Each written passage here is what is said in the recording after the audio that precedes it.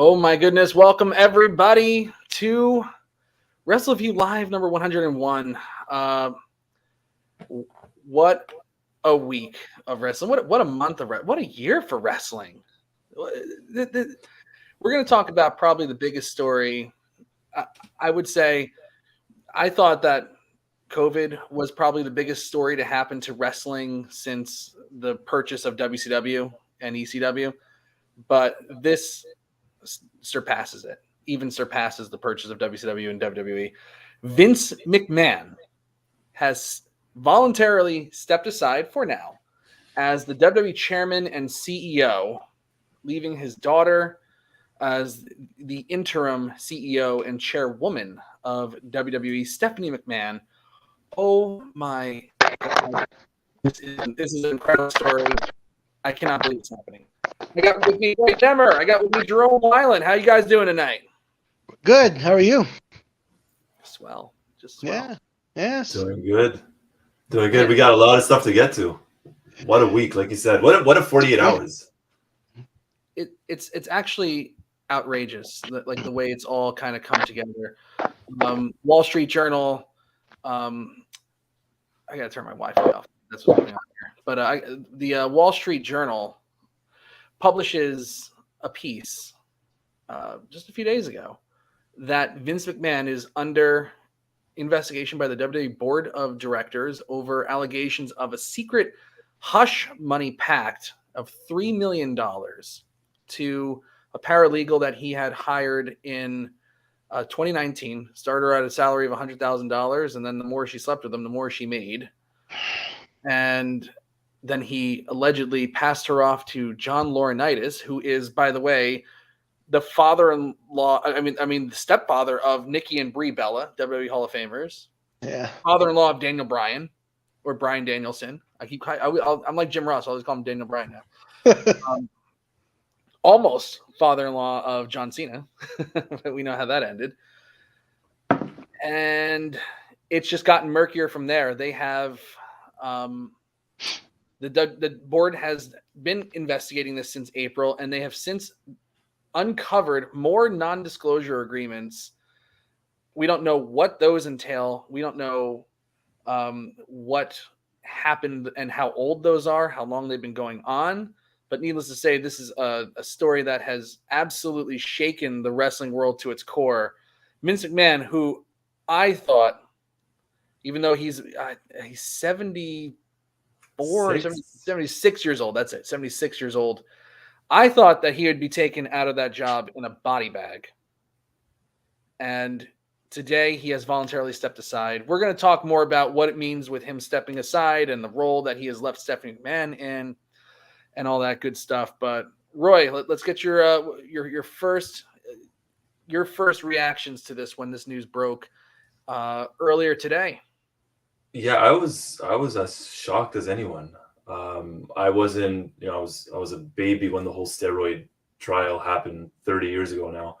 So I don't think we've had anything major since. We've gotten a couple of accusations and stuff like that with Vince, but nothing like this. And for him to voluntarily step down, that means he knows that someone smells blood in the water, and he's trying to save the company, save face, save something, and he stepped aside. This is massive.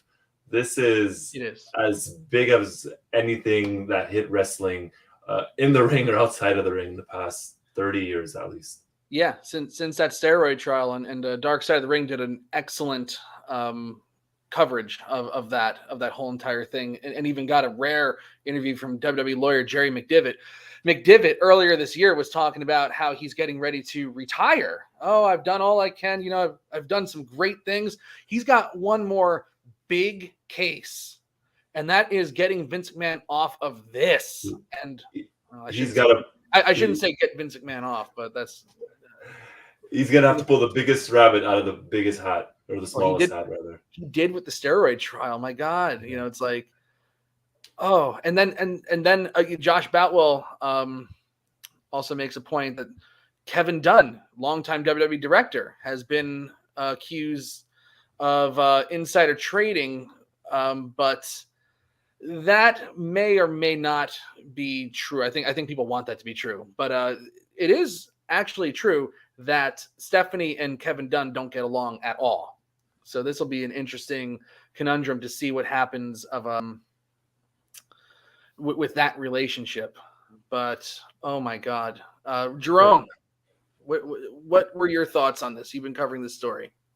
I was very shocked. I mean, I was thinking back to the steroid trials, as Roy mentioned, and this is bigger than that. And it's bigger than the buyout of WCW, like you mentioned, Mike. It's crazy. I thought my mind earlier this afternoon was thinking maybe this is a work, trying to outdo AEW, but no, this is the real deal. Oh, God, yeah, that was where my mind was. That was where my mind was going earlier today. But no, this is the real deal. It's very sad. Vince, I don't even think he should have creative control, but for whatever reason, he's got it. Where this is a big blemish for the company.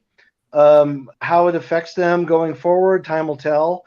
I don't really know. It's just going to be very interesting to see where it goes. And if he's found guilty, what happens next? I mean, it'll be very interesting to see what Stephanie does if she ends up on TV. I don't think she probably will end up on TV. I think she's going to probably stay behind the scenes and try to keep it business as usual with the staff going forward. So it'll be very interesting.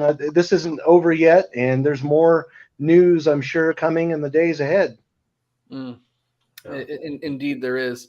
Brett Farmer, I got to strongly disagree with this hot take.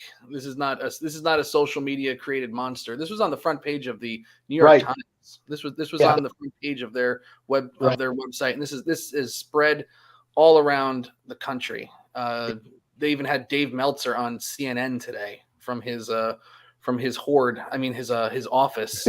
Who's ever seen a picture of Dave Meltzer in his office? It's startling. Now, just to clarify with that comment with Brett, I think it is real. My mind was thinking goofy stuff today when I was looking over all this, the news and trying to digest everything. But this is bad. It's the real deal, and it's just bad all around. Roy, you're gonna say something. I'm sorry. Yeah, no. Just in terms of like how big this is, I was talking to someone today, actually, in the Emirates, United Arab Emirates, who doesn't watch wrestling, has no idea what anything zero, and they're like, hey, you watch wrestling, what's this thing with this Mr. Mick? They didn't even know his name, but they heard about it. That's how big this is. Yeah, I had colleagues come up to me today too and go, and because they know that I'm a big fan. Wow, did you hear about Vince McMahon? I was like, totally unprompted, and I was like, yes, I did hear about it, and I with his history. And allegations in the past, especially from the 1980s, there's some really startling accusations made against him, and this will make one hell of a dark side of a ring when they decide to go after this one. Yeah, but Vince McMahon does not have a sparkling past. No, starting from that WWF referee Rita Chatterton with allegations of rape. Mm-hmm. With a massage parlor, I think it was in 2005 or 2006, where, I mean, who is just carrying around pictures of themselves naked? But apparently Vince was in a massage parlor like, hey, what do you think of that? Bad. And man, it's a good thing Linda's not running for Senate anymore, because this would do irreparable damage to her campaign, on top of already being a wrestling carny producer. That was already hurting her. Now, I mean, her husband, I mean, this is as shocking as it gets. Yeah. And it's obviously not a work, because the last time they tried to work Wall Street with that Donald Trump buys Raw, their stock tanked. So can't work them. No. And nothing like this. I mean, if they were to do a work, it would not be something like this, not with these kinds of allegations. No, yeah. Brett, my comparisons are absolutely not overreaching.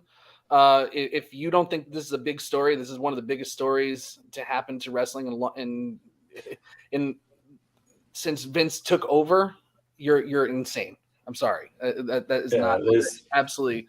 I don't think I'm overreaching whatsoever. Absolutely. It's huge. This is bad. I mean, I feel bad for Linda. I feel bad for the grandkids. I feel bad for Stephanie and Shane and all involved. And the story's starting to resurface again that we reported last month is that Vince and Linda are selling their Stamford, Connecticut penthouse for $4 million. And Right, so right. All these pieces are starting to come together now. When Stephanie it's been months, half a year since Triple H had his, probably longer. I think it was in September he had the heart surgery.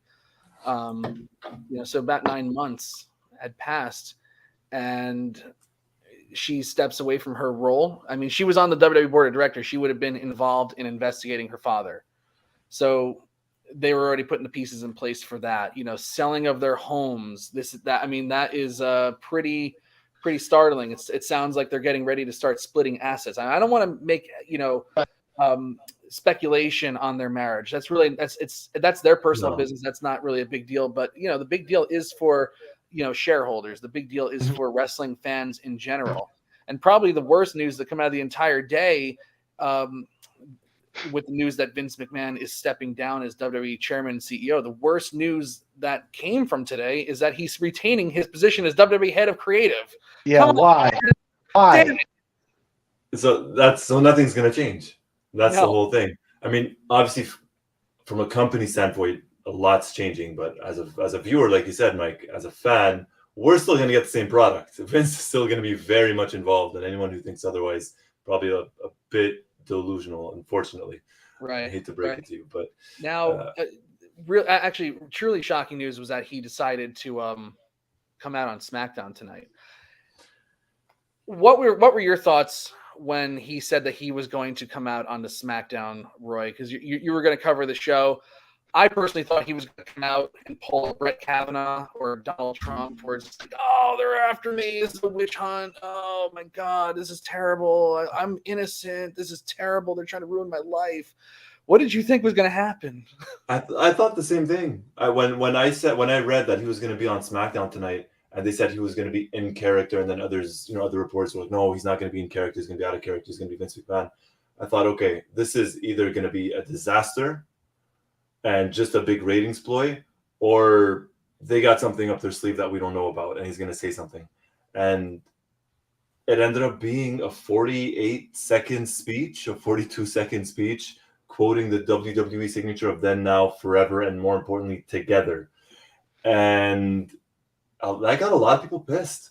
But at the same time, they cornered them. They put themselves into a corner by saying that he was going to come out, because what can you say? If you're Vince McMahon right now, you come out on SmackDown, what is there to say? You could go down the road that you just mentioned, Mike, in terms of, the feds are after me again. I beat them once, I'll do it again. But even that's not a good look. No. Not for a publicly traded company. So I did not know what to expect. I thought they would do that, then I thought there's no way. And by the time SmackDown kicked off, I'm like, well, here we go. No chance in hell. Let's see what gives. And yeah, he came out. He looked like he was in a great mood. The reports from earlier today of news that had leaked out backstage is that he was joking around during production meetings. He was seen in a relatively good mood. Pre-production meetings were said to be weird because of the elephant in the room, but it was never addressed. He sold nothing. And he came out. He was high-fiving fans at the end of it. I mean, there was definitely a smattering of boos in there. There were people booing, but I don't know if others were just like, trying to overwhelm them with cheers, or if they actually just pressed the WWE Thunderdome cheer button to drown it out. He was definitely, they did that. Yeah, they pressed the Thunderdome button at one point. Yeah, it wasn't a unanimous like, we're glad to see you and you're innocent. This is actually a pretty. I mean, if you just look at it on its face, it's a disgusting story. It's a terrible, terrible thing. That there's multiple NDAs out there. That there are probably multiple women with stories like this, and I wonder if some were talent. Is this going to be the domino effect, or are we going to start seeing more of these stories come out? Right. Because of this, are more women going to come out, or more talent? Right. Jerome, what do you see? What do you see as the fallout, the true fallout, as they conduct this interview? I mean, this investigation, into Vince McMahon, these allegations. Where do you see this going? Do you think Vince will be back? Do you think Vince will resign? Do you think he'll be found guilty of misconduct by the board?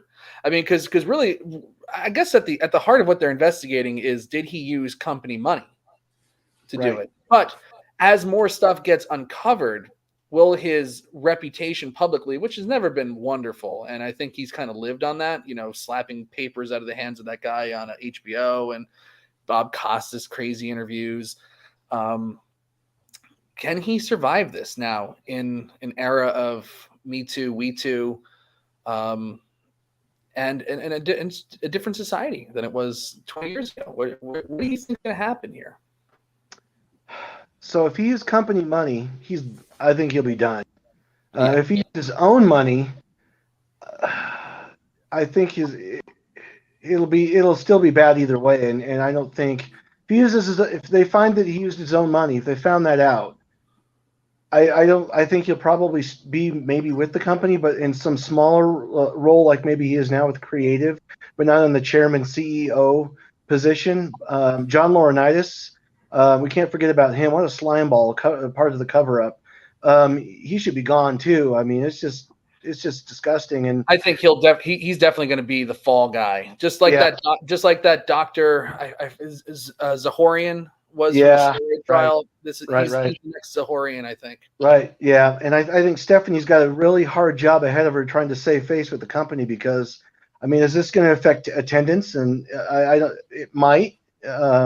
Is it going to affect merchandise sales? It might. I mean, I really don't know. I mean, it's really hard to tell. I mean, we're early into this, but we'll find out Monday what Raw is going to look like for fans, what it'll look like for SmackDown, what's the stock going to look like come Monday when the stock market reopens. It's just a mess all around. And so I don't know. It's hard to say what's going to happen at this point, because they've been investigating this since April, and here we're in mid-June already. So I would see the investigation maybe wrapping up no later than probably the fall, and then maybe a decision from there what'll happen. I mean, it's just and if Vince gets ousted, is Stephanie going to stay on, or are they going to put the company up for sale? I mean, is Nick Khan going to run the company? That's scary. If they that very well might be the case, and just kiss the company by at that point. The problem with this is that like there's one thing to be cleared by the board, but as these NDAs get uncovered and more stuff leaks out, because there's going to be more lurid details to come. I'm sure it's going to leak out. This leaked out to the Wall Street Journal. You think this is the only one? And then they're going to start talking about Rita Chatterton. They're going to start talking about the cover up with that ring announcer and that boy. They're going to start talking about what happened to Ashley Massaro in that bunker. They're going to start talking about the massage parlor. They're going to start talking about all of the things, and probably revisit the steroid trial. And at that point, it's WWE has for years tried to brand themselves now as this family values company. They have bent over backward to position themselves as we are not what you thought we were, and they've done very milquetoast storylines for the last 15-20 years. John Cena was at the forefront of that, being very kid friendly. A man running the company with multiple sexual misconduct allegations and a checkered past that's definitely going to be brought to the forefront and discussed, and all that garbage. Right. Can they keep their advertisers? Yeah. Because that's where it's going to be the big problem. And the other thing is that next year the deal with NBC Universal ends. So is NBC going to want to renew their deal, or even go in the bid for a deal for Raw? I mean, what happens there? I mean, Fox has got another few years left, but Raw, that deal ends in October 2023. Well, I will say this about Raw. They are on the USA Network. Todd Chrisley and his wife, I forget her name. I love that. Number one, I love that show. Chrisley Knows Best. I don't care who knows it. I don't care. They have just been indicted, and they're probably going to be doing jail time for tax fraud and evasion. They have a new season coming out later this month. So I don't really think. May not matter. It may not matter. No. It may not matter. You know, Josh. You can judge me all you want. You can judge me all you want. He's a Southern boy. I like this. He's from your neck of the woods, man. You gave it to us. Yeah. You still have that deal as well in Saudi Arabia. That's going to bring him in some money. Saudi Oh deal. yeah, right. The Saudi deal as well. That's the other thing. That's their big cash cow. Probably Yes. more than the Fox. Probably more than anything. It's absolutely that. Because I'm not a liar. That's why I admitted it. You know, Kevin Owens doesn't like liars. I ain't a liar. I'm gonna sit here and say that I don't like it. Roy, where do you see this going? There are so many ways. I don't know. I'm still trying to wrap my head around it. Do they? I mean, you guys spoke about merchandise, ticket sales, sponsors. That's gonna change, I think. But the second it impacts the bottom line, I think it's you're money. gonna look how fast they changed the Fabulous Moolah Invitational Battle Royal to just like a women's tournament, and then they never did it again. Yeah, that's exactly it. So I don't know. Now you're talking about Vince. I mean, again, as we're talking, I'm just going through all the stuff that happened, everything that this company has been through, that they've been able to, push under the carpet type of thing. And wow, I mean, you have that incident in June of 2007 where their star man, fellow Canadian, not going to mention his name, but that was they were in the news as well, and when it came to concussions and all that stuff. So I don't know, man. Vince has been able to freaking survive a lot of things, and this is going to be it for him, I think. Considering his age, I don't think he comes back. I don't think he comes back. And the fact that they let Stephanie go, or she stepped down, or whatever way they want to spin it, about a month ago, shows that they did not see this coming. Because I'm pretty sure if they saw this coming, they would have kept her on board, and they probably would have not have gotten rid of her. So this doesn't look good for them. This does not look good for them at all. Absolutely. Daniel Price, Vince got away with Katie Vick and advertisers didn't leave. That's not true. That is not true. They didn't have advertisers when they were doing Katie Vick. I think the best they could pull off was Snickers, and I think Snickers was backing away from them at that point. They had to do a complete 180.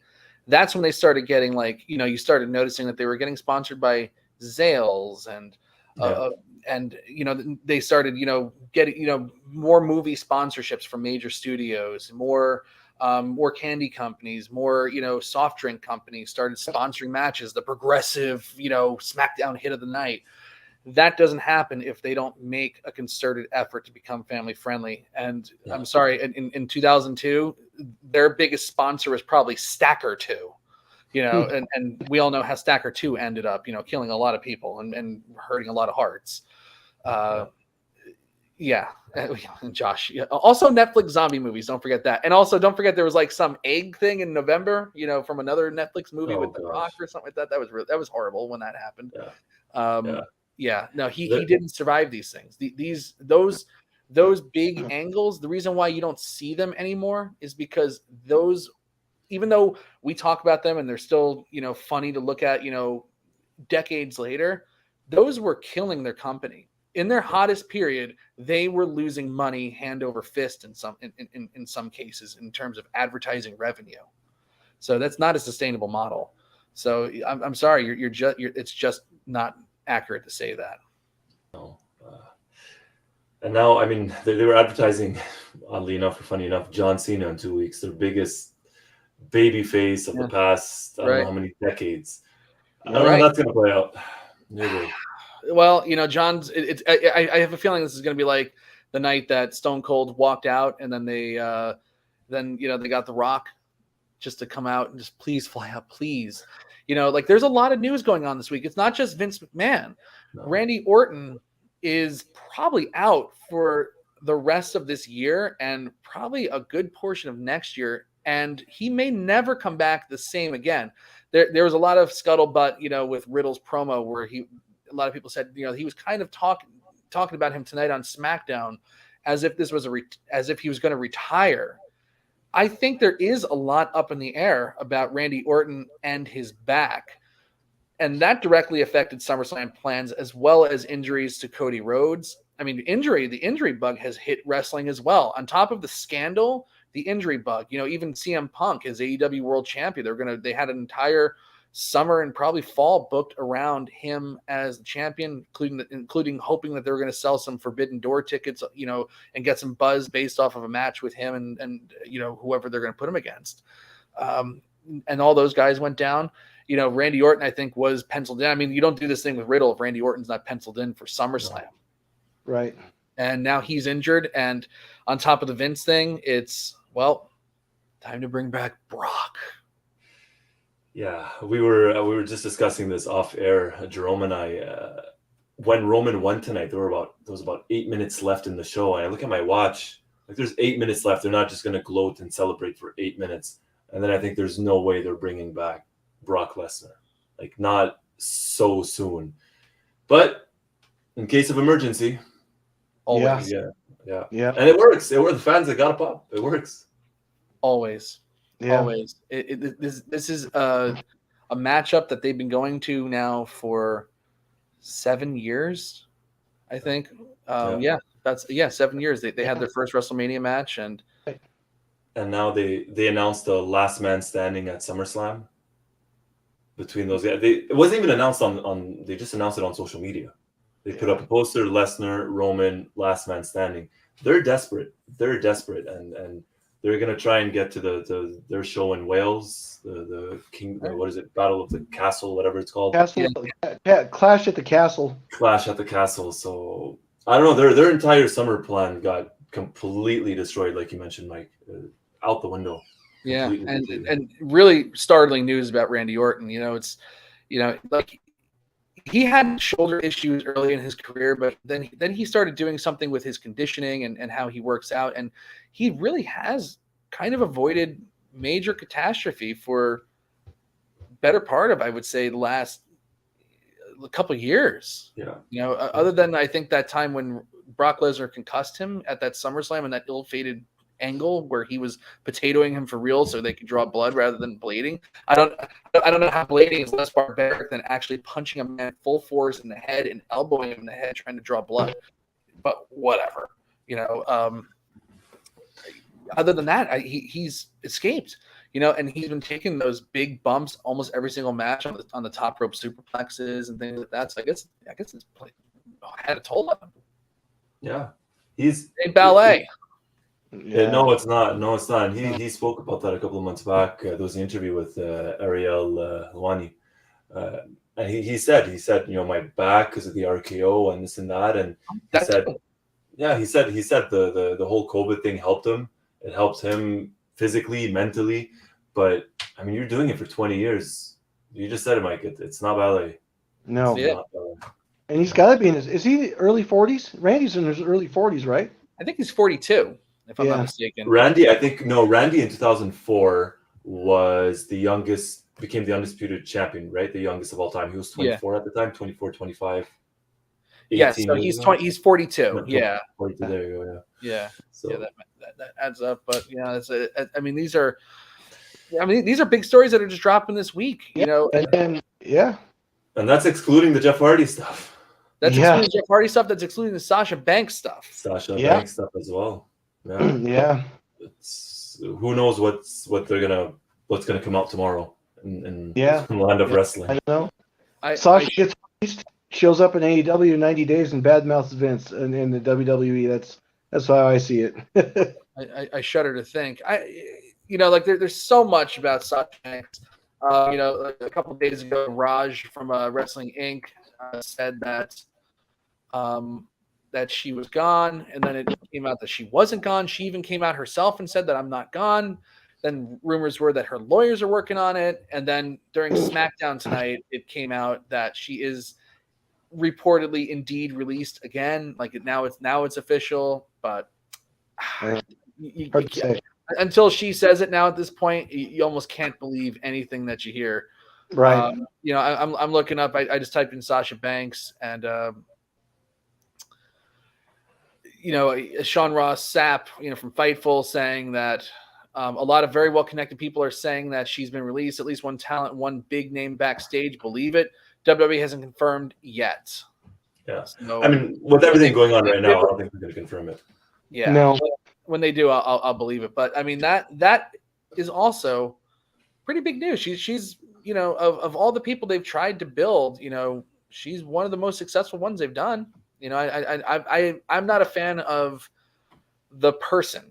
The character is okay, but the person behind it is such a mark, and it's like it's horrific. Yeah. Well, she'll fit right in then. Oh. And... Ouch. Ouch. Oh my! Too easy. I have a question. But it's true. I have a question. Yes. So, getting back to Brock Lesnar coming in tonight and this last man standing at SummerSlam. So, as of today, Roman Reigns has been the champion for 657 plus days. Do they finally take the belt off of him at SummerSlam and put it on Brock to maybe divert all this investigation nonsense? Just to,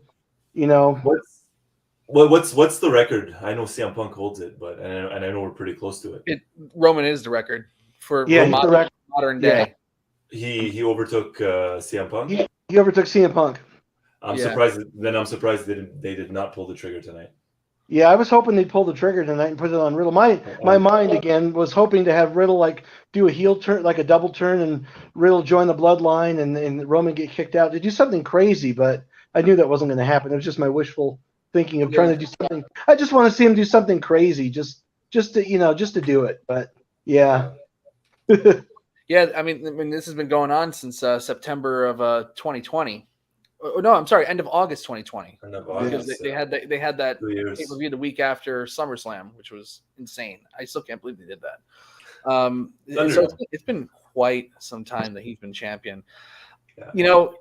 And I guess it's an indictment on the company. And I mean, God, if you're going to keep Vince McMahon on as head of creative, it's an indictment on that as well. I think that he's been more negligent with creative than he has as chairman and CEO, almost in a strange way, because there's absolutely no way that trading the title to Brock Lesnar could be considered discernibly better. It's going to be it's the exact same thing. And then who beats Brock? It was Roman again. They have built nobody. And every time they get close, like even tonight, you could argue Riddle. I don't think that Riddle is the right guy to do it. I don't think so either. By the way, think I'm surprised they didn't. I would have liked. Well, they didn't. As soon as they didn't, you knew something big was going to happen. I was expecting Brock Lesnar, to be honest with you. I was like, they got it. There. Every time something big happens, like when Roman Reigns announced he has leukemia, Steve Austin walks away, they bring back The Rock. It's like they do something big to try to look over here. There's nothing, while we, try to hide what's going on over here. Yeah. Speaking of that Steve Austin thing, by the way, Vince also covered up allegations of domestic violence that Steve Austin was committing against Deborah. Now, Steve Austin has reformed himself. I always believe in second chances. But that is also a real story. There's a lot of misconduct, in the past of Vince McMahon that has to be talked about. But who now? Riddle was getting hot. Maybe today wasn't the right time. I think we get this. Perhaps. I think we get that. They need to have the titles on TV again. It can't keep. Yeah. And Roman, look, I'm not saying I'm in shape, not even close to Roman's level or anyone in the WWE, but Roman did not look in shape tonight. Did not. He had that beer belly that was kind of popping out a little bit. I almost wonder if they booked this Universal title match knowing what was going to be happening this week too, to kind of I mean, it seems like the pieces have been coming into place for a couple of weeks, the last month. And even Nia Jax dropping some hints on Twitter as well of stuff that she's heard about. Yeah. And people will see, that's the thing, because when you have someone like Nia Jax come out and tweet or go on Instagram, people always dismiss it as being salty. Oh, she's salty. They got rid of her and this and that. maybe not. Maybe there's some truth to what she's saying. You know, where there's smoke, there's fire. So could be. Yeah, it's I don't know, but I agree with Mike. I agree with you, man. They got to get the titles back on TV. And Seth right now, I mean, Riddle aside, Seth is the only guy they got. Cody's Right. out, Orton's out. They have no stars. And then when Cody comes back, it's like the natural thing. Put him into, you know, the Royal Rumble, have him win the Royal Rumble. Do you know, Cody versus Seth, you know, 1 year later at WrestleMania for the titles, you know, like that could be a humongous match. And it would be a humongous match with people that are full time, you know, like the experiment of the part-time champion, it's worked well, but it's definitely tired. You know, at the end of the day, these are television shows, and we're talking about the Vince McMahon thing. We're talking about it as a bigger thing because it really impacts the whole genre and really threatens the integrity of the entire company. You know, what will wrestling look like? You know, after all this, you know, concludes. It's like, you know, like wrestling was forever changed after the He Who Shall Not Be Named incident in 2007. It's forever been changed by, you know. Well, it was changed for a little bit, and then it went back, you know, after the steroid trial. You know, like there are big market changes that happen when big things like this happen. Yeah. And I think I think at these TV shows need to have a point. They need to have a purpose. They need, you know, if you're not going to book personal angles, like they have completely forgotten how to just create a personal angle that doesn't involve a title. That's why they have 76 championships on the show. You know, if we're going to have 76 titles and you're not going to have the biggest one on there for people to fight for, that's a problem. What's the point of watching? No, exactly. And they're slowly building the titles back up properly. The Intercontinental title with Gunther, the tag titles with the Usos to a certain degree, and the U.S. title with Theory too. I got to say, you know, that segment was garbage on Monday. Theory has they're trying. He's done a good job. It's just that Universal title, and there's a comment. It just passed. I don't know if we get this. Maybe it's thinking out of the box. Do we get something like this? I mean, I don't know. If we don't get the Money in the Bank cash in at SummerSlam, does Roman lose one of the titles to Drew in Wales? Does it change something? They have to. They can't keep both titles on Roman up until WrestleMania in hopes of having Roman versus The Rock. I mean, it's ridiculous. But even Roman versus The Rock will be 50 years old. You know, like you put the title on him, and then what? He's going to drop it the next match he has because he has so many movie commitments. And the last time, the last couple times that man wrestled in the ring, number one, by the time he gets in the ring at WrestleMania this coming year, if it even happens, will have been 10 years since his last match in 2013. Yep. And in that match, as a 40-year-old, he tore his abdomen right off the bone. And then the year before, during the match with Cena at WrestleMania 28 in 2012, he tore his hamstring really bad. Yeah. So a 50-year-old Rock is not the answer. It'll get people talking, but then those people go away, the ones that talk and tune in for WrestleMania, and then what? It's the law of diminishing returns. You know, this is something we've been talking about for years.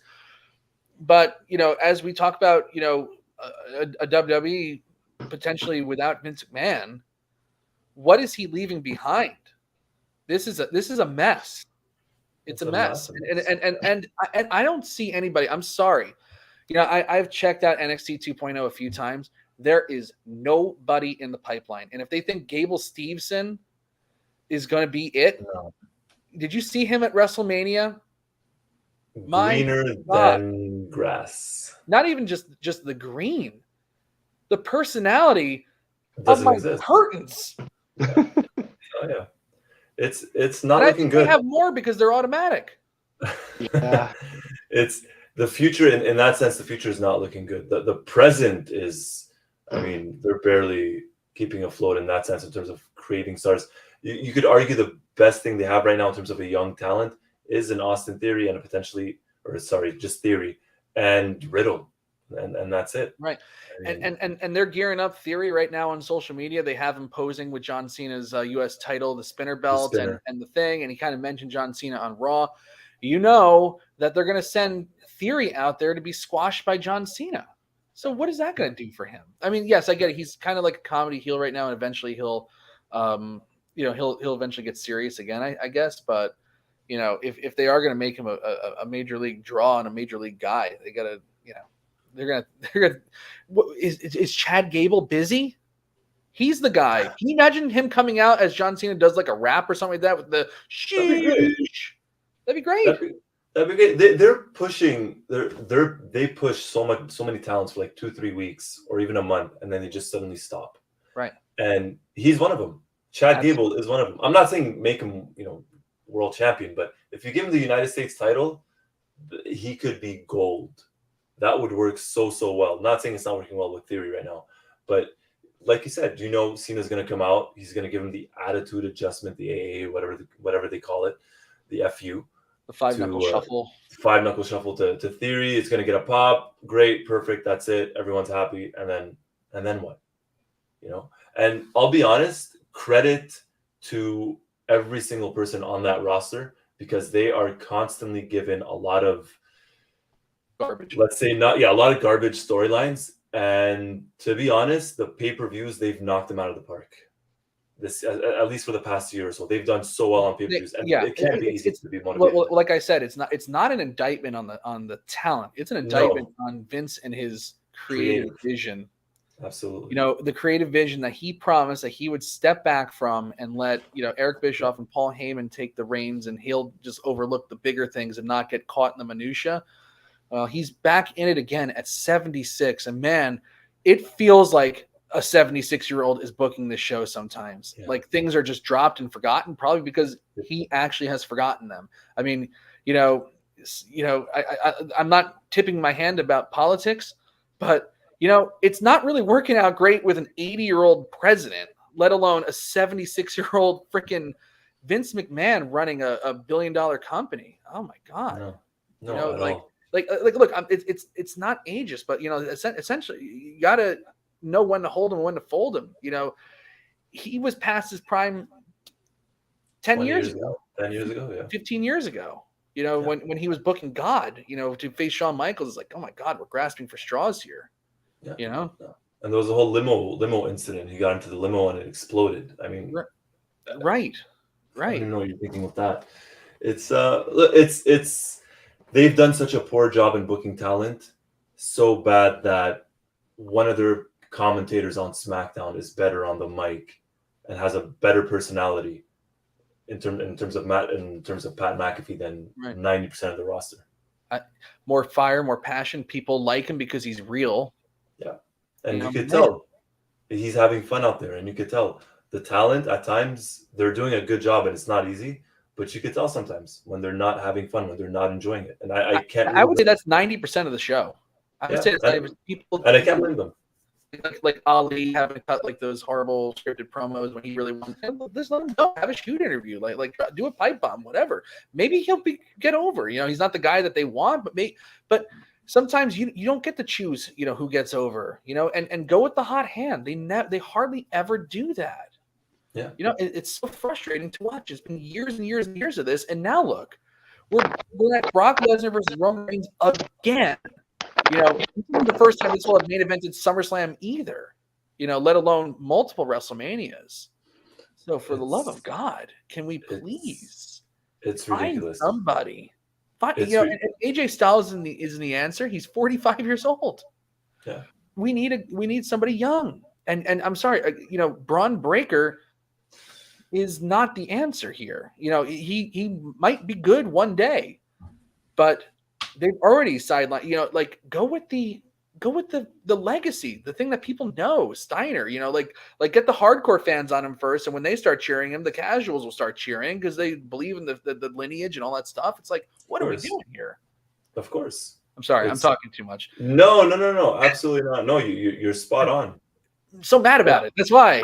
I know people that don't, or that used to watch wrestling back in the 80s and 90s, and if you tell them now, hey, Steiner, a Steiner is wrestling right now, they'll tune in.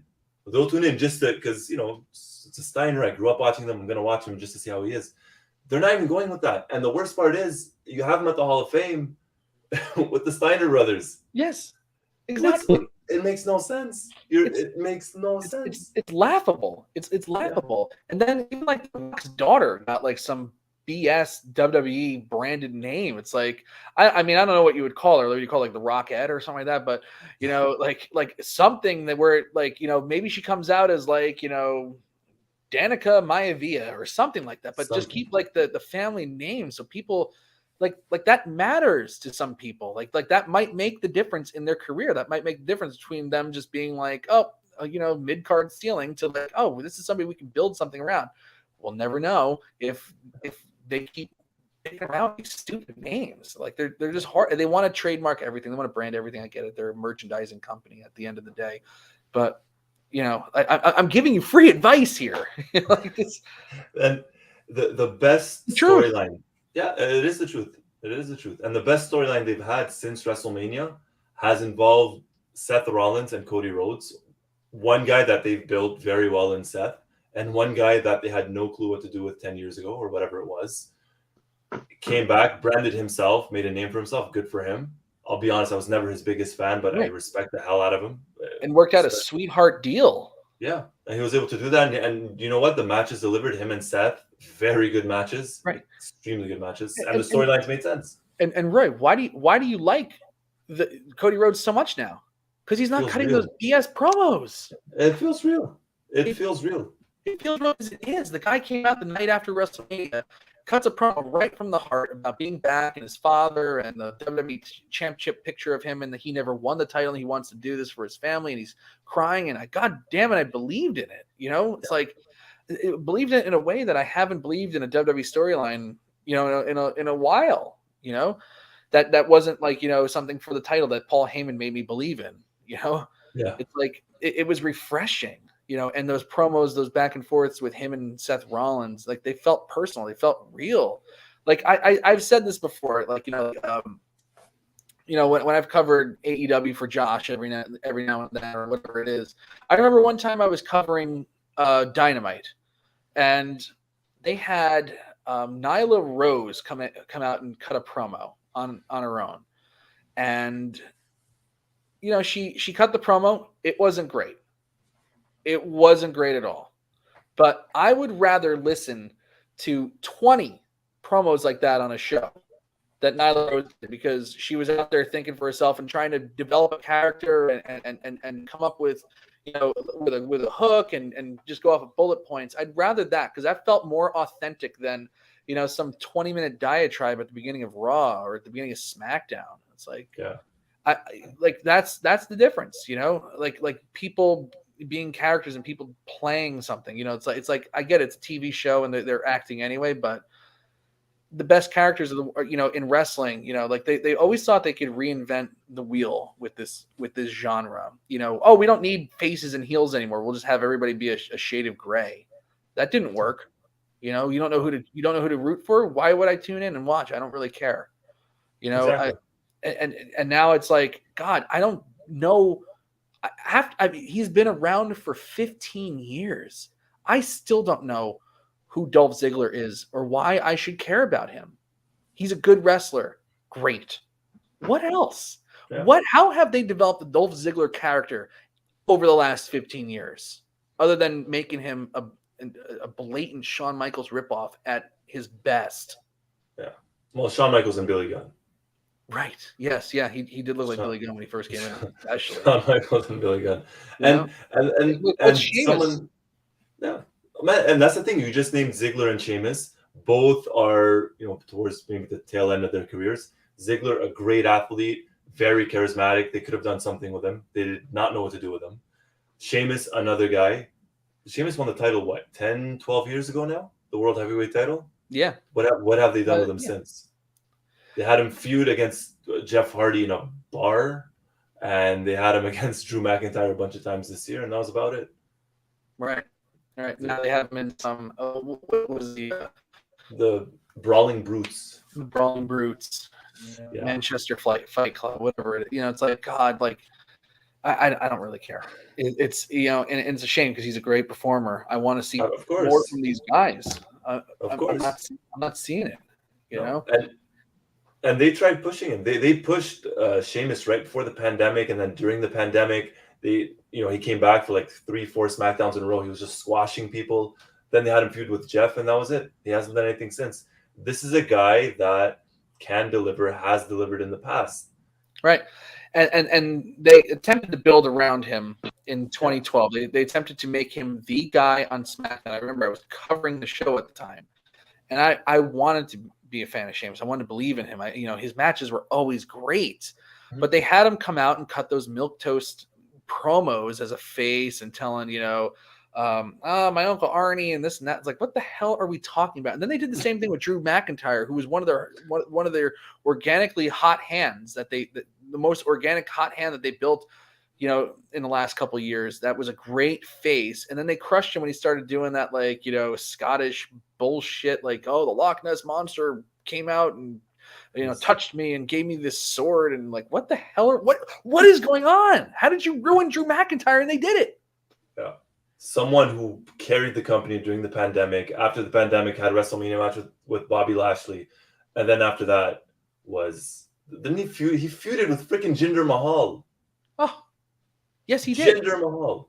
He had this is the guy who did not spend a single day of his WWE Championship reign performing in front of a live crowd. Never got a chance to be in front of a live crowd. The first WrestleMania they have in front of a live crowd, it's him versus Bobby Lashley, and he loses. Then this year, it's him, and he's facing Happy Corbin. I like Happy Corbin as much as the next guy. I think he's a decent hand. The character's kind of ridiculous, but I get it. But I'm actually kind of excited about his thing with Pat McAfee. Yeah. But God, that was just such a downgrade for Drew McIntyre. Of course. And when you look at it now, their heavyweight or their undisputed title division or whatever is extremely thin. They could use someone like Drew as a reverse Midas stuff. True. It's true. Yeah. Even Bobby Lashley, they almost ruined, or maybe they did ruin. I don't know. They kind of did. I mean, they keep pressing the cheer button on him, so people are kind of getting behind him. And he actually is not. He's not a bad babyface. I always thought that he was really good. I thought he was great as the heel, but even that they botched by breaking up the Hurt business. That was such a hot stable, and they took that away. We're just going over some of the sins that Vince has committed just on creative alone. Judgment Day. Judgment Day, please don't get me started. I had to throw that in there. I've been taking a break from the Raw post show because I can't do it anymore. I can't talk about this crap anymore. And I've also been extremely busy. But Jesus, we're coming back as soon as I finish up graduation. I'll be good. Man, oh man. These are fireable offenses. That's disqualifying, are they not? They're disqualifying. I mean, Judgment Day is a joke. I mean, I watched that Monday. I watched Raw, and Finn Balor, is he really the leader of this joke? I mean, really? I mean, come on. Like when they put Mustafa Ali as the leader of Retribution. Whoever's idea this was is just, they just need to throw it away and start over again. It's awful. I mean, Finn Balor's boring anyway. Damian Priest really never took off. Rhea Ripley, they probably just don't know what to do with her, so they're throwing her into this dumb gimmick. It was bad for Edge from the start, like you mentioned, Mike, on the post shows. And somebody finally got a brain and realized, oh yeah, Edge is not good in this role. Let's bring him back as a babyface because he draws better as a babyface. Yeah, hello. Them doing that with Edge reminded me so much. And look how much they tried to destroy Bryan Danielson in this company. When they turned him heel, remember how red hot he was, and then they turned him heel and had him join the Wyatt family? That was what it was like for me with Edge in that group, and having him cut horrible promos and basically bastardizing his legacy. Yeah. Really, I mean, Edge has not looked like somebody who deserves to be in the WWE Hall of Fame almost exclusively throughout this entire run. They have not booked him well. Yeah, no, they have not. And this was a lethal dose of poison. Yeah, and speaking of Edge, his buddy Christian turned heel on Dynamite on Wednesday, if anybody cares. I mean, another news, I still hate my wallpaper. It's like see, I kind of, you almost feel bad for Christian just because I'm not saying he was a sidekick, great tag team, but never really cut it as a singles guy. Even in TNA when he was a champ and stuff like that. Right. He never get excited. He never sold.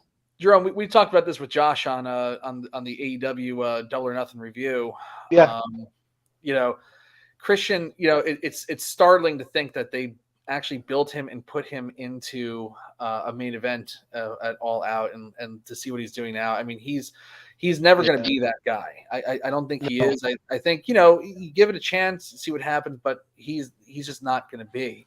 I do think that he's extremely talented. He might be better than Edge in certain things, but Edge has the character. He has more personality than Christian by a long shot.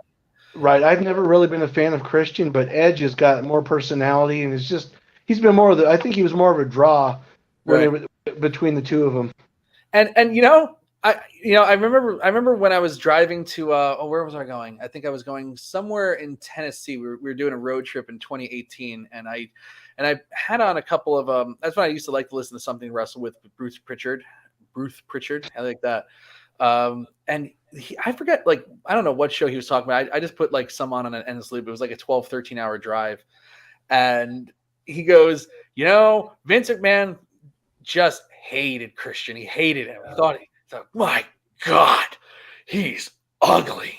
And he actually, Bruce swears to God, which, that doesn't mean anything, because I think if Bruce entered a house of worship, I think it would set on fire and collapse on him.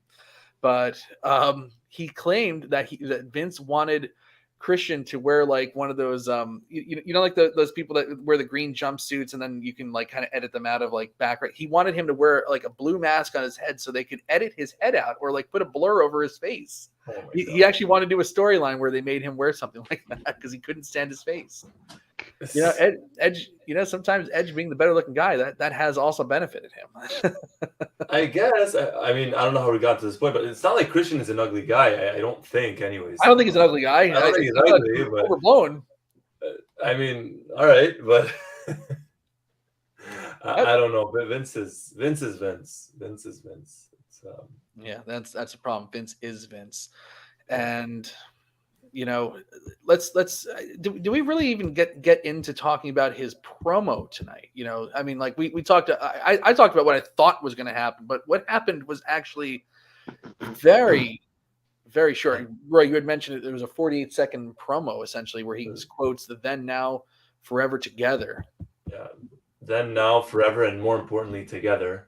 And he throws the microphone, and that was it. Very anticlimactic. Now, what does that mean, Jerome? Does that mean that he says that he's saying he's going to get through this together with us, or the company will get through this together with the support of the fans? What is it? The company will continue on together with the support of the fans? I don't know. It's kind of weird. It could be a combination of all those. And I was wondering with that very short promo, because I was thinking, I read the stories today about he was going to come out as, the heel Mr. McMahon character. He was going to be the real Vince. I didn't know what to expect him to say, but was he directed by the board of directors just to make it short and sweet? That was one of my thoughts. Just go out there, say this, and leave it at that for now. So I actually thought it was McDivitt. Yeah, I thought it was Jerry McDivitt. Yeah, I do think the idea was definitely different. Yeah, I mean, regardless, I think it's a combination of everything you mentioned, Mike. We're gonna all get it through together as the fans, as a company, those types of things, and we won't see him on TV for a while. I mean, if he comes back, he may appear maybe, gosh, I don't know. End of the year, maybe by then, or maybe the beginning of next year. It could be WrestleMania, Royal Rumble, maybe. I don't know. Hard to say. I think they keep him off of TV for forever. I mean, at this point, Vince, just due to age, wear and tear, Vince talks like he has marbles in his mouth as it is. Even there were some parts of this 48-second promo that were almost undecipherable. That he was saying, okay, all right, okay, Vince, go here. I think they just keep him off of TV for maybe they have him come out if he gets vindicated or whatever, and have him wave to the crowd or whatever. But I think at this point, Vince should just be making wait a couple years and then have him start making Freddie Blassie appearances where he walks out does the whole thing where he's just then there's years removed from this whole entire craziness, and then he'll just be and being apart from, the chairman CEO thing, and then he'll just be the respected, loved, beloved elder, and they can rewrite his history again. I'm trying to think of how they could even spin this. I'm right, like defeated by this. I do and the worst part is, to go back to what we said at the very start, creative is not going to change because he's still going to be there. That's what's crazy about it. It's no, I think he's off television probably until WrestleMania at least. I don't think we see him before WrestleMania. There's no way he's there before WrestleMania at all. What happens? Do they sell the company? Do they keep it? Does Triple H finally get his wish and run the company? Does Shane come back? I mean, the fact that they did not even bring Shane back. Shane is not. Oh my gosh, he's not touching this. Shane's best idea was the Boogeyman. Yeah, he has so many failed businesses. I think there's a reason why he went away for like 10 years. And that was because he was supposed to be the heir apparent, because, I mean, it's part of that, that ridiculous thing where it's like, oh, the son has to inherit, the son has to take over. And the son wound up being inept at the job.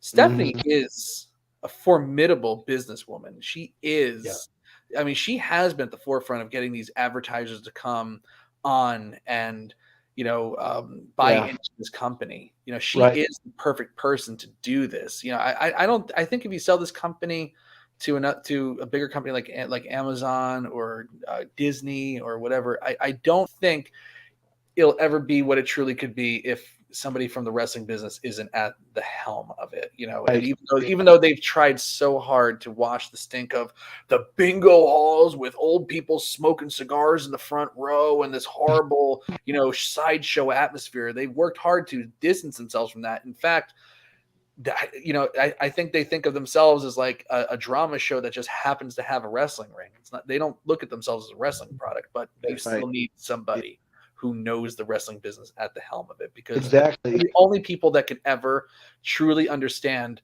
the people that you have to control, you have to write for, like they'll be the only ones that can understand that climate, that culture backstage, that very odd, different kind of atmosphere that wrestling is. Yeah, I think between the two, between Shane and Stephanie, I think Stephanie's the better choice to run the company. Right. And where does Nick Khan fit into all this, you think, Jerome? I think he is going to continue to oversee talent. And on the presidential, I guess, because he's the president of the company. So, I mean, I think he's going to clean. Well, I don't think he's going to clean house, but I think he's looking to release more talent. I'm sure. I thought he leaked the information of the Wall Street Journal. That's not far-fetched. That's not far-fetched at all. I think you could be right. Really believe it. I think you could be right, because I think, now that you mention that, Mike, I think he wants to be the top guy. I think he wants to be over Stephanie. He wants to be number one in the company. And what better way to do this is oust McMahon and try to weasel his way in and get rid of John Laurinaitis, so he can be the not only the president but the head of talent relations and be the CEO and he would have access to the board of directors. He would have access to these NDAs, of course. Right. I now I'm thinking just conspiracy theory stuff, but man, it makes a lot of sense to me. Push that Triple H, and Vince and Johnny Ace gave him, his out on a silver platter with their ridiculous behavior. A 70-plus-year-old man acting like total debauchery, and Johnny Ace, head of talent relations, who's a pain in the ass on his best day. Total debauchery. He was the one. I mean, correct me guys if I'm wrong, but I think Khan is the one that stood to win the most out of all this. Yeah, I don't think there's anyone else. I did see a meme of Khan wearing the Infinity Gauntlet with like Triple H, Vince, all the rings, Johnny Ace, and Stephanie on it. It's pretty damn funny. Maybe Khan's idea is not only to become the top guy, but then just sell the company, get as much money as he can out of it. Right. Then he would have the majority of the stock, and he would stand to benefit the most from this. And I think the guy is a shyster and and an opportunist. And I Yep. think I could really, I remember this show when if this happened. Well, I mean, they release all these big name talents. Let's get rid of these big contracts to make the company more sellable. I mean, it's just the way I see it. Or did he release these talents to sabotage? I don't know. Now I'm getting crazy. Now, Yeah. Somebody bring me back. Somebody bring me back. This is like Jerome saying that the thing that AEW is the whole thing is a work. But seriously, I mean, to bring it back a little tiny bit, I really don't think it's too far fetched to think that he's the one that potentially leaked it. Because, like you said, Mike, I don't know how many people would have access to the NDAs. Yeah.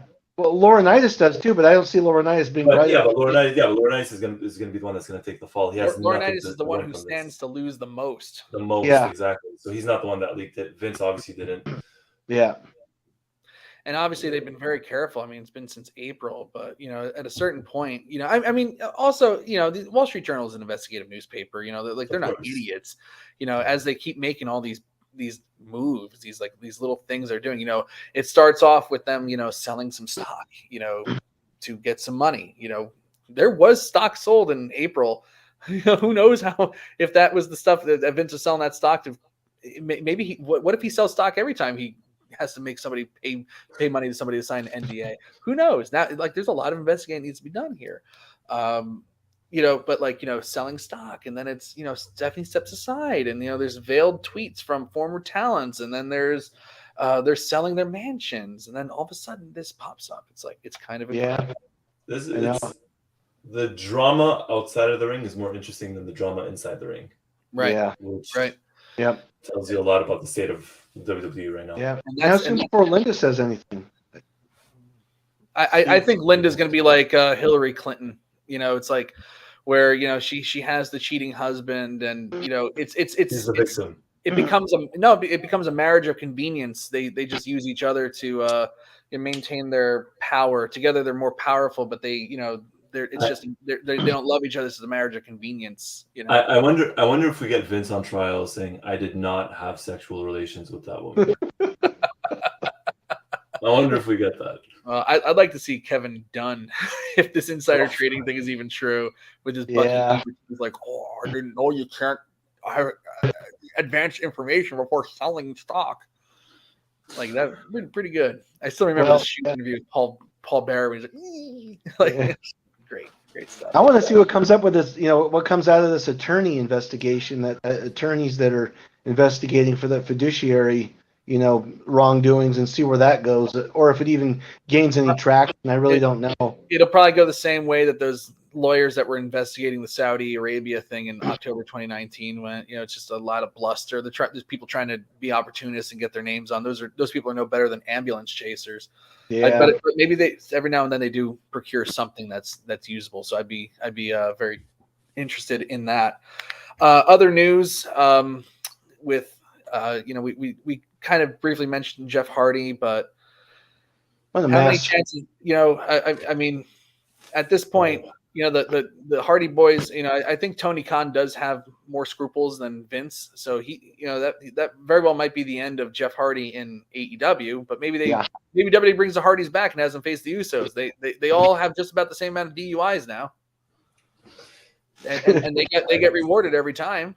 Yeah, it's just crazy. I saw a video that surfaced with Hardy at that autograph signing he was at before he got pulled over, and he actually was doing his, a show. He was singing in a show, and he had a drink with him, and he said that alcohol was his best friend and his worst enemy, is what it was showing in that fan video, and it's like, oh my gosh, here we go again.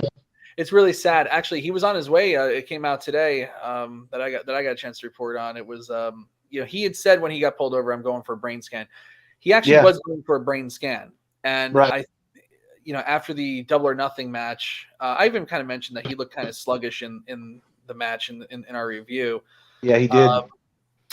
He apparently had his bell rung so bad he didn't even remember having the match backstage when they were treating him.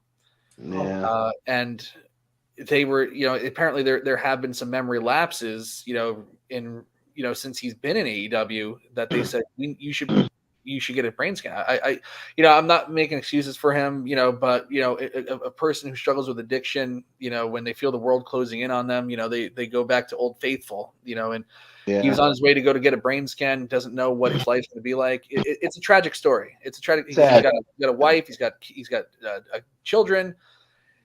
This, I know that there's been some people online that are trying to be opportunistic and throw him in jail. That blah, blah, blah, blah, blah, blah. Yes, he should go to jail. He absolutely should go to jail. But for people that are like happily rooting for this and excited and using this as a platform to try to get clout is not a good people are just waiting on his downfall to say, "Oh, I told you so." Yeah. It's sad. I feel bad for his wife and his kids, and I met the Hardys, Matt and Jeff, in 2012, and Jeff was so personable. He was chatty Cathy. He was nice to talk to. Gave me a hug, and he was a great guy. Matt was real kind of standoffish, and Jeff was he was great to chat with, and it's just sad to see where he's gone, and I hope he can get straight, because he'd be a good backstage agent. I think he'd be a good a good trainer, but not like this. I just want to see the guy be able to go home and pick up his kid and hug his wife and just live a good life. The guy has, Matt talked today on his show about how the death of the mother affected him so greatly because he was so young when it happened. It's like you just want the guy to find peace. Yes, he needs to pay a price. But, these people that demonize addiction, something that is, that needs treatment and not hate. I think, yes, Sunny also, it would fall into that category. She needs to go to jail. She needs to go to jail probably for the rest of her life. She killed a man. But, you have to also, look at it as this is a disease, and the disease got her. It was victorious over her. You don't want to see it happen to Jeff. No. That's kind of what I'm trying to say there. But right. It's a sad story. It's a really sad story, and people are being opportunistic and trying to use this for clout. Stop. Have some dignity. And finally, Dave Hebner, brother of Earl, passed away today. Sad. One of the biggest angles of the 1980s. 33 million people watched the angle on WWF Main Event. Jerome, were you one of them? Yes, I watched that Saturday night's Main Event. I remember that. Yep, I do remember that. That it was a great angle. It was classic. I should go back on I should go on Peacock and find that and watch it. That is really cool. That is really, really cool. Clever. Having the evil twin referee. I mean, my God. I mean, what year was that? What year was that, Mike? Do you remember what year that was? 1988. Okay, so 1988, I would have been. I've been 14 years old in 1988. Wow. What a great time to be alive. What a great time. Because that is just a fun angle. My goodness gracious. Yeah.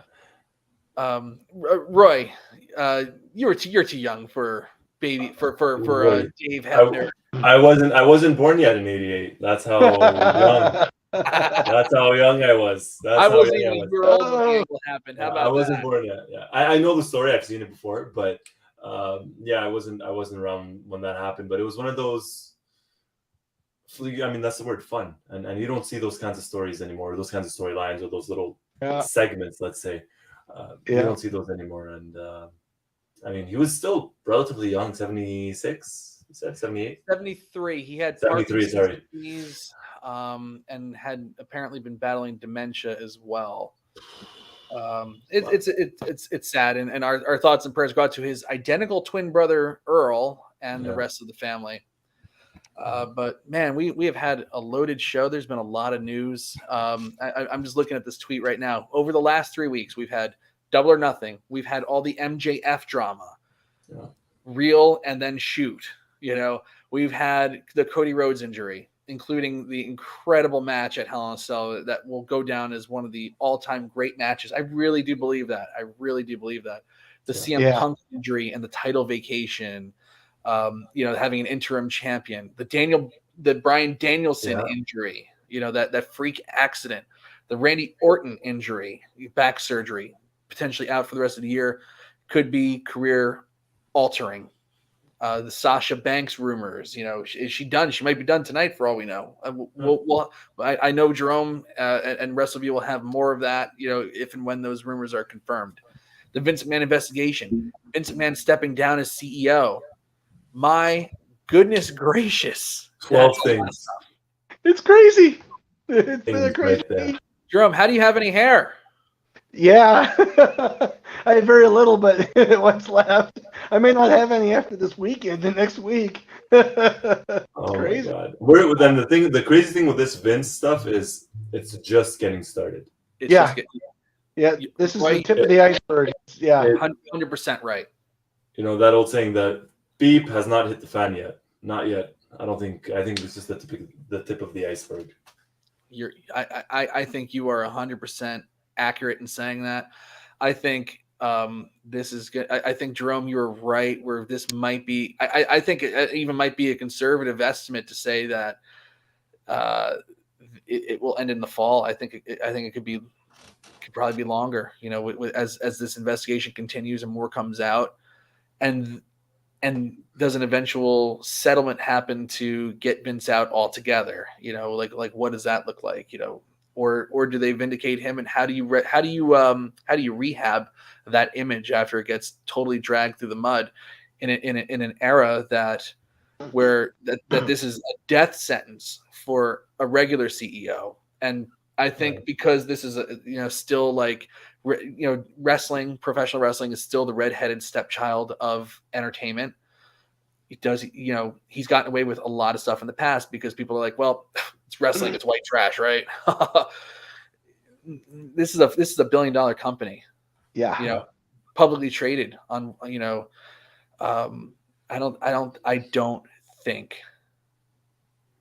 think that he gets away with it this time. I can't imagine. And don't forget also with the steroid trial, he never admitted to any wrongdoing.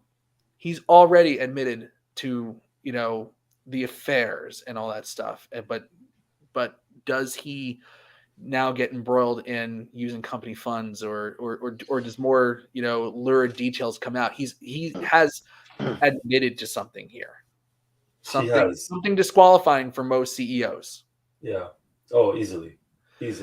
Oh, yeah. You just like to. I was going to say you would like to think, but I think someone like Vince is maybe smart enough not to use company funds. Maybe. I think he's a savvy guy. Yeah, probably some offshore accounts or something. But selling stock, selling property, whatever. Anything. You sell a car. I'm sure. He has an incredible car collection. He does. He does. So you sell a car. I remember when my brother-in-law was dating that girl from WWE a couple years ago, and she sent him a Snapchat. You're not supposed to, but she sent a Snapchat, just kind of like walking by with the camera facing this way on Vince's car. My God, gorgeous car, unbelievable. And he had a different one bringing to work every day.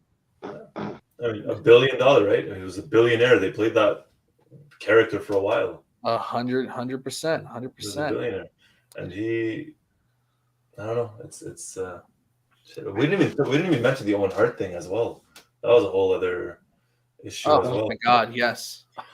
He's been through some stuff in the past 30 years. He's done some stuff.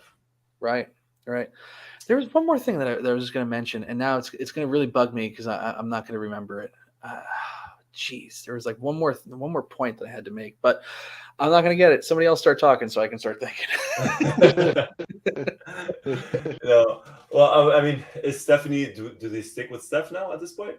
That's it. Thank you, Stephanie. Yes. There you go. Well, of course they stick with Stephanie. Yeah. To have multiple turnovers then in that role would be very crippling to the stock.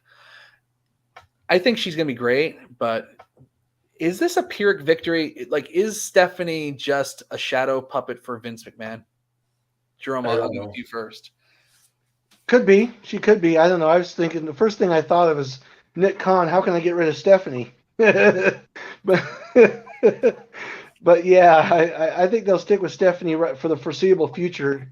But after depending on if Vince is vindicated or if he's guilty, I don't know. If he's found guilty and he's gone, Stephanie will stay with the company, I'm sure. But does she want the position? I mean, she's got two, three kids at home. Triple H, he's not doing well health wise. Can she afford to do it? Right. That's the thing as well. That is a good point. I'm sure it'll all come down to compensation. I think they no, can oh my on God, Andrew Elder with the barb right there. Nick Khan's trying to find out the Macho Man story is true. Oh, that's hardcore. That's been talked about for ECW. Yeah, that's been talked about for decades now, and no one, I guess, knows the actual truth.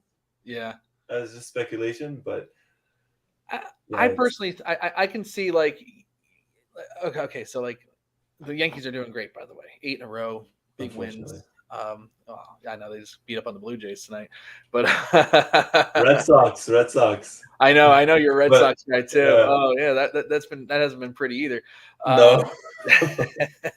But like Aaron Boone is obviously not the manager of the New York Yankees. It's Brian Cashman making phone calls to the dugout and making all the moves. I think as Brett Farmer says here, Stephanie is a puppet. Vince is just the CEO by phone now. I don't think Vince is gone by any stretch. No, it's like when you kick a manager out of the dugout and he's like yelling from the hallway, "Hey, put that guy in." Yeah. I think Steph is the one in the ivory tower, just way up top, and Vince is the one just making the calls and telling you what to do, type of thing. Wow, Josh is coming for me tonight, man. He's coming for me. That's a Yankee fan. He knows best. It's a good. I'm sorry. I've never watched it, so I can't comment. I cannot make fun of you. Good. Don't watch it because you'll make fun of me. I've never watched it either, so it's okay, Roy. I'm with you. Yes. I don't suggest either of you watch it because then you will make fun of me. Well, I haven't watched it in a long time, but I used to watch it when it was after Raw. I was like, God, it was kind of like Stockholm syndrome after a while. I just fell in love with it. I don't know. I fell in love with my captor. It's bad. But anyway, there's so many angles to think about. I think I got to do a post Raw on Monday, so we'll be back with that, even though I'm not completely done with work yet, but we'll get to it. But there's going to be more to come in months ahead. I think, Roy, you were 100% right. This is going to go on for the foreseeable future. Brett Farmer is estimating even possibly years. So this could be the new normal for professional wrestling. And what does that look like? What does that mean? We just gotta wait and find out. No, that's it. But gentlemen, I thank you guys for joining me tonight. Roy, excellent job recapping SmackDown tonight. Jerome, excellent job covering all this crazy amount of stories in the last 3 weeks. Thank you. My hat is off to both of you gentlemen. Thank you. Follow Wrestleview for more news. We just keep pumping it out because it doesn't end. It has not ended yet. No. And now with Brock Lesnar back, there's more to talk about. Wow. Everybody, I'm Mike Tedesco. If you're a dad out there, happy Father's Day on Sunday. If you're just dating and having some fun, continue doing that. I love being a dad, but it's not for everybody. And have a great week. Have a great rest of the weekend. I hope we all survive this. We'll come out ahead at some point. Jerome, Roy, have a great night. Take care, everybody. Thanks.